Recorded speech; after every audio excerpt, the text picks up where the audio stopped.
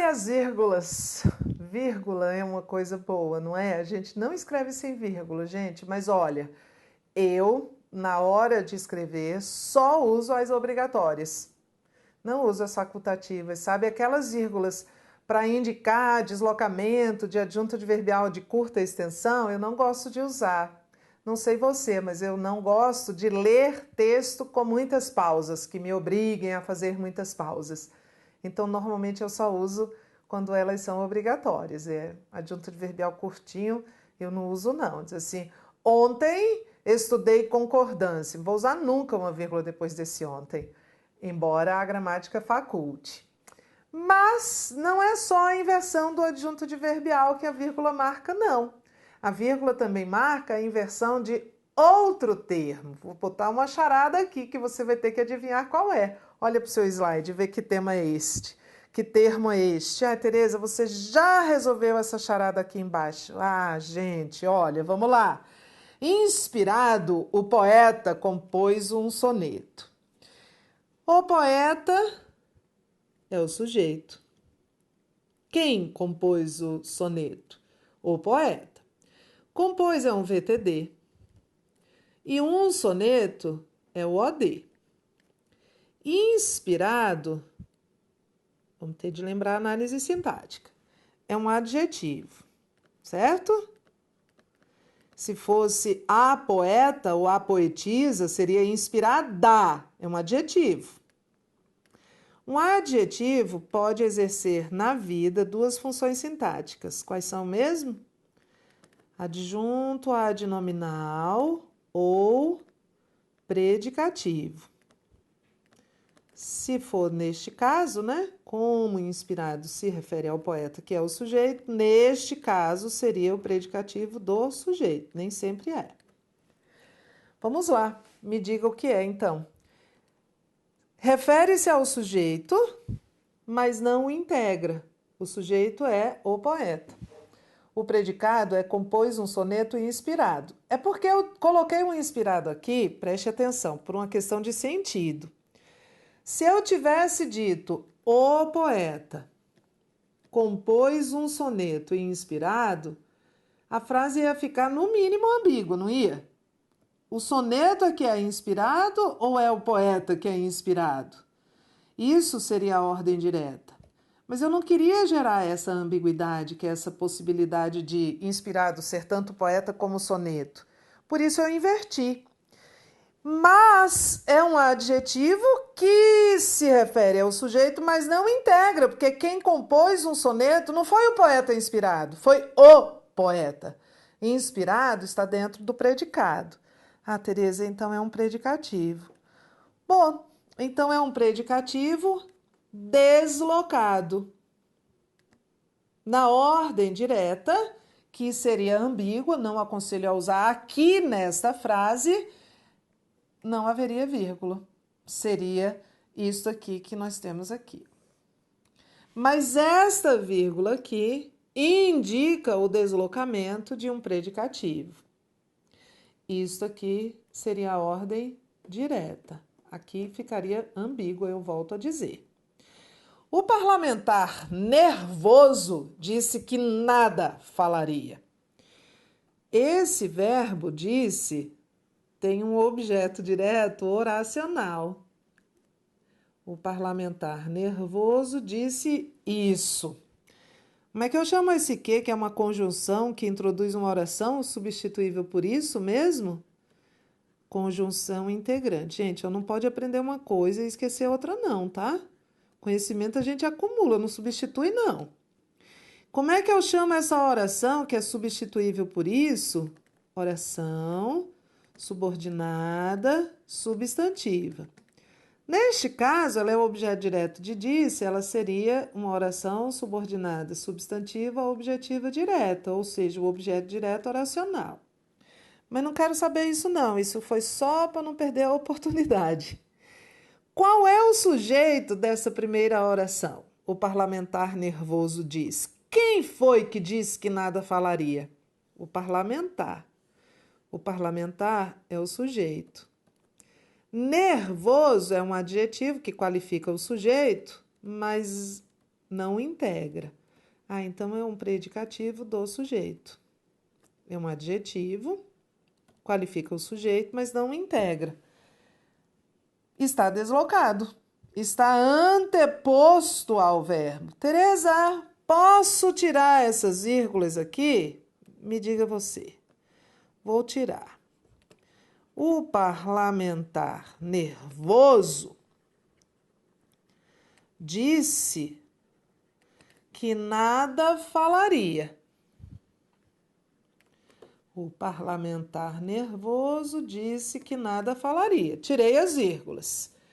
O que você acha? Tá certo, só que mudou o sentido, porque agora, qual vai ser o sujeito desta frase aqui? O parlamentar nervoso disse que nada falaria. Quem disse que nada falaria? O parlamentar nervoso.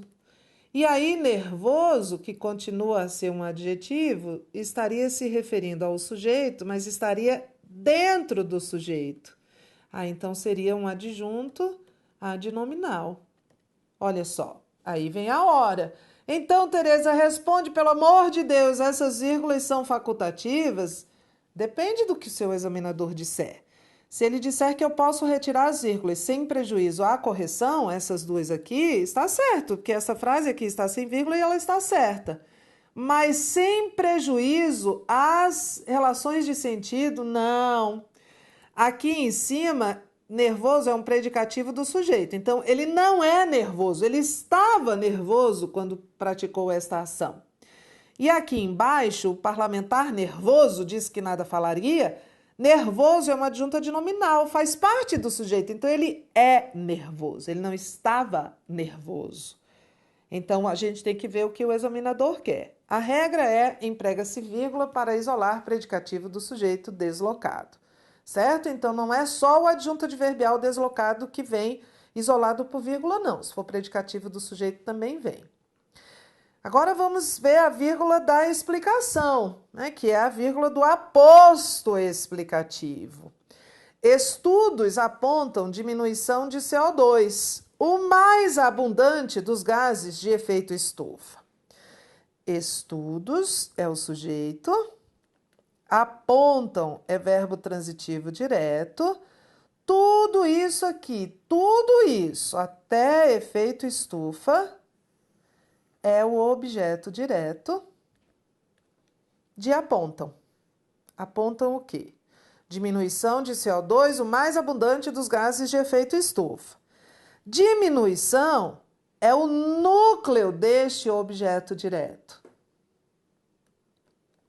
É o núcleo.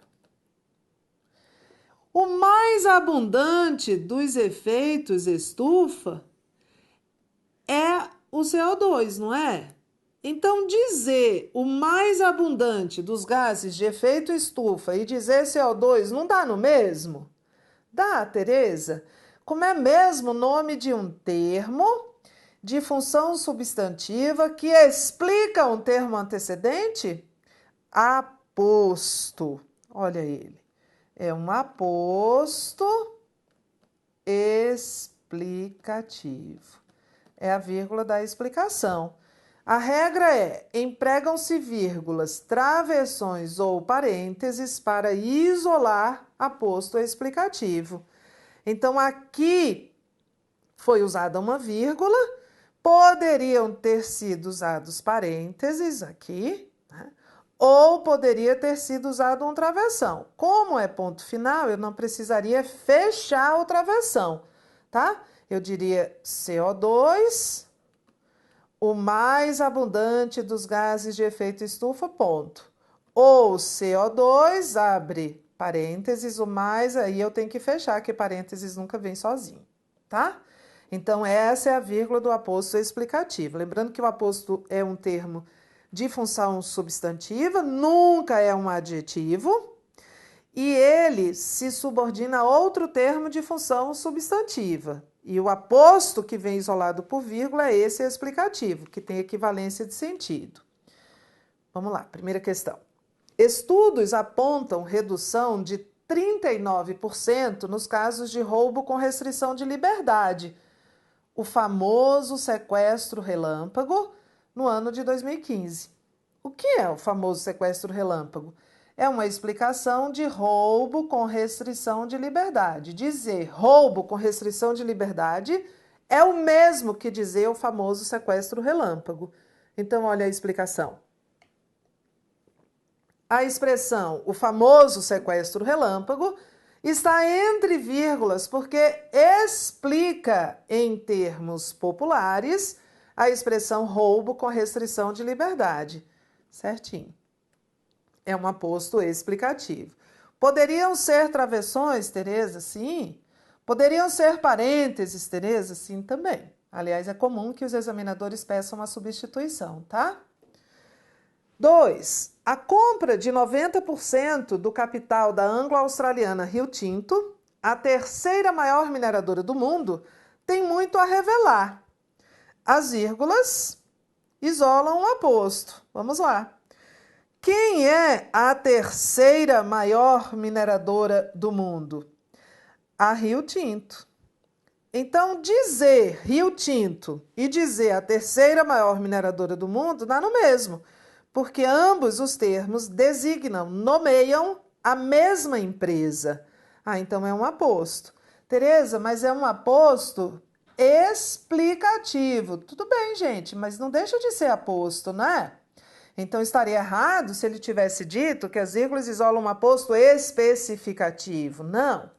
Mas não está errado dizer isolam um aposto? Isolam. Não deixa de ser um aposto, tá? Então tá certinho. 3. A televisão aberta, principal veículo condutor de conteúdos culturais, não contribui como deveria para o processo de alfabetização científica. A vírgula imediatamente após aberta, esta vírgula que está após aberta, antes de ler o item eu já vou analisar a frase, faz par com esta outra aqui. E as duas isolam esta expressão, principal veículo condutor de conteúdos culturais. E essa expressão é um aposto de televisão aberta. Dizer televisão aberta e dizer principal veículo condutor de conteúdos culturais dá no mesmo. São termos com equivalência de sentido ou equivalência semântica. Olha de novo. Um aposto explicativo. Poderiam ser usados travessões aqui ou parênteses. Veja o que o examinador vai dizer. A vírgula imediatamente após aberta foi empregada para separar dois termos de mesma função sintática, uma vez que tanto aberta quanto o principal veículo condutor de conteúdos culturais exercem a função de adjunta de nominal de televisão. Não. É um aposto. É um aposto explicativo. Principal veículo condutor de conteúdos culturais é uma outra maneira de nomear a televisão. Vírgula e vocativo. Vocativo é o único termo da oração que é independente, não depende de nada. E vem de invocar. O que é invocar? Chamar. Então, o vocativo é um termo da oração, independente, tá? Ele não se subordina nem a verbo, nem a nome, que invoca a pessoa com quem se fala. A pessoa com quem se fala. Estou morando na China. Leitor, vírgulas, e minha admiração pelo povo chinês só aumenta. A pessoa que escreveu estava falando com o leitor. Isso é o vocativo. Preciso das vírgulas, senão a frase faz o menor sentido. Estou morando na China e minha admiração pelo povo chinês só aumenta. Esse leitor aí é um chamamento, é uma invocação da pessoa com quem se fala, vírgulas, porque este vocativo está intercalado. Ele está no meio da frase. A gente já viu que esse inter significa entre, no meio. Então, eu preciso de duas vírgulas. Professor, dê-nos outro exemplo. Professor é um vocativo. Professor é um vocativo. Dê-nos outro exemplo, esse verbo dar é um verbo transitivo direto e indireto, esse nos é objeto indireto, esse outro exemplo é objeto direto e esta vírgula aqui está isolando um vocativo. Este vocativo está anteposto. Poderia estar no final, poderia estar assim, dê-nos outro exemplo, professor. E aí ele estaria no final. Independentemente de ele estar antes, no meio ou no final, se é vocativo, precisa isolar por vírgulas. Só que lembrando que o intercalado precisa estar entre vírgulas. Regra, emprega-se vírgula para isolar o vocativo. Questão. No trecho, como anda a vida, Belinha? A vírgula. Está correta, está incorreta, é obrigatória, está correta, olha só. Está correta e é obrigatória. Este, Belinha, é o vocativo. Estou falando com alguém, esse alguém se chama Belinha, e estou perguntando a ela, como anda a vida? Belinha. Então, a vírgula está correta, não é facultativa. Está incorreta, não. Está correta, mas é facultativa, não. É obrigatória porque precede um substantivo, não. Coincidentemente, Belinha é um substantivo, mas ela não é obrigatória por causa disso. Ela é obrigatória porque precede um vocativo. Está correta e é obrigatória neste caso. A alternativa é.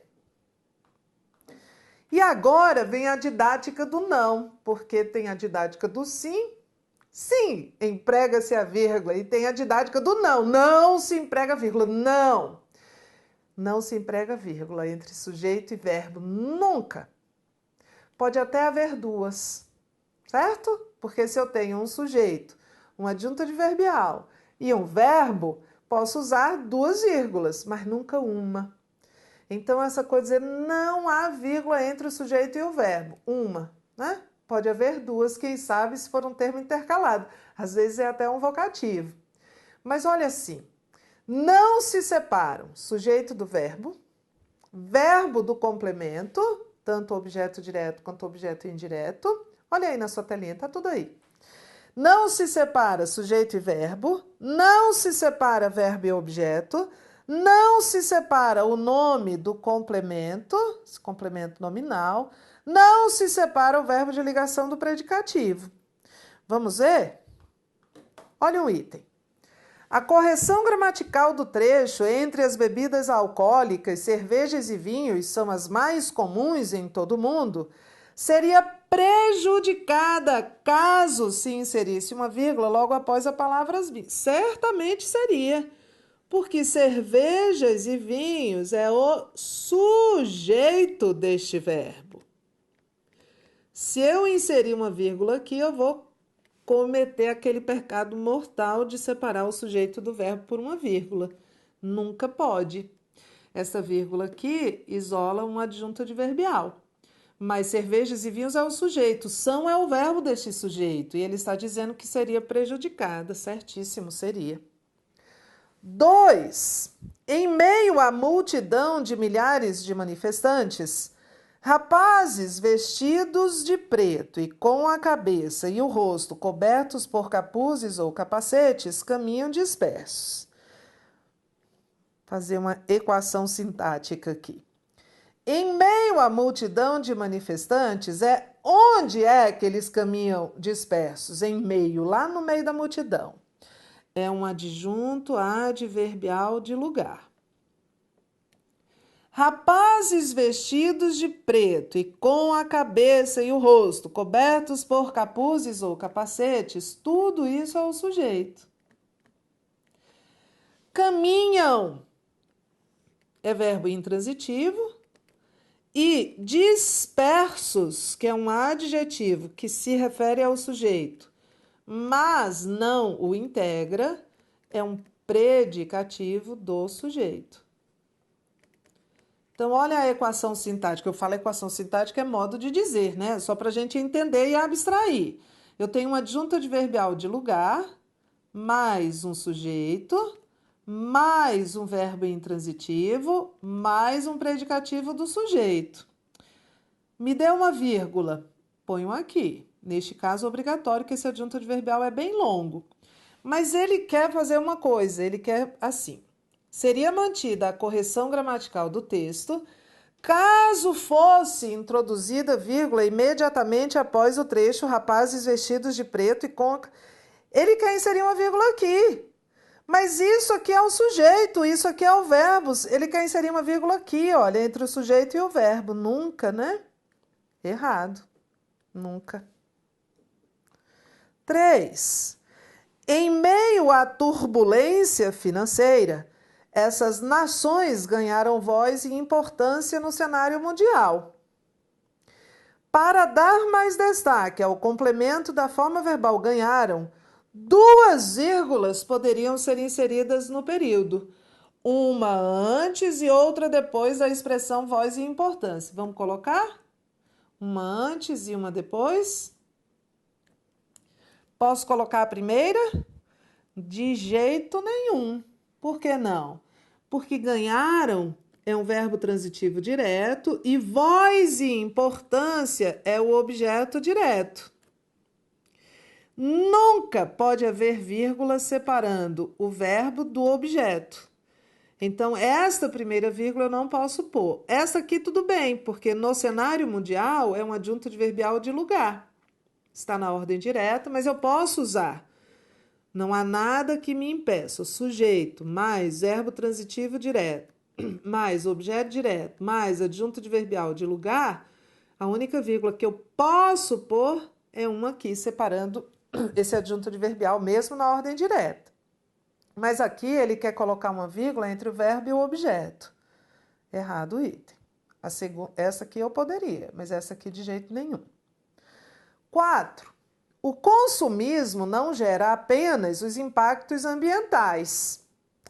Não acarretaria prejuízo para a correção gramatical do texto a inserção de vírgula imediatamente após a forma verbal gera. Vou inserir.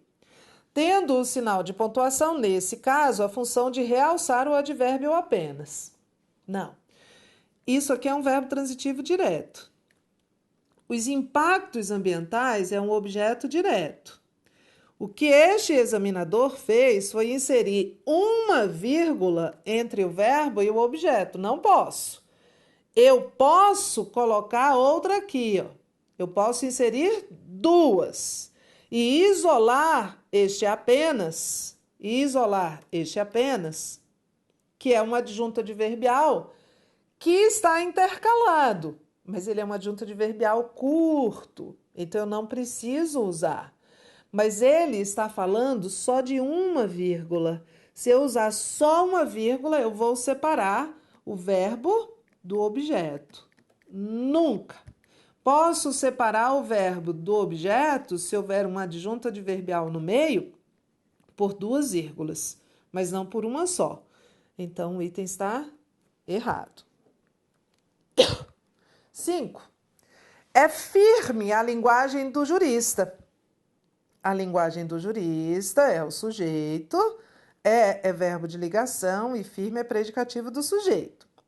Sempre vinculada a exigências inamovíveis de certeza e segurança. A inclusão de vírgula logo depois de inamovíveis, vou colocar a vírgula aqui, onde ele está dizendo para eu pôr, preservaria a correção gramatical e a coerência do texto? Não, olha só. De certeza e segurança, vamos fiscalizar essa preposição? Vamos perguntar a ela se você está vindo aqui com quem?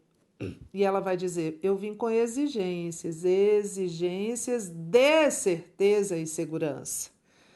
É o alvo da exigência, é o objeto exigido, não é o sujeito que exige. Então isso aqui é um nome, e de certeza e segurança é um complemento nominal. E aí eu não posso colocar vírgula separando o nome do complemento. Vou voltar aqui. para a nossa didática do não. Olha aí. Não se separa sujeito e verbo e objeto, nome e complemento. Então, isso aqui de certeza e segurança é complemento nominal de exigências, lembra? Termo preposicionado, subordinado a um substantivo abstrato e indicando o alvo. Equivaleria ao objeto do verbo. Se a palavra fosse exigir, verbo e não exigência, substantivo, exigir certeza, seria objeto direto. Então, isso aqui é um complemento nominal. Eu não posso usar vírgula entre o nome e o complemento nominal. Certo? Então, temos todo o instrumental teórico, material aberto, baixa a lista, que está lá no seu material complementar, faz as questões, escuta a resolução na nossa audioaula e tira as suas dúvidas. Muita regrinha, não é? Fazer o quê? É a vida. A vida também é cheia de regras, igual a pontuação. Bons estudos!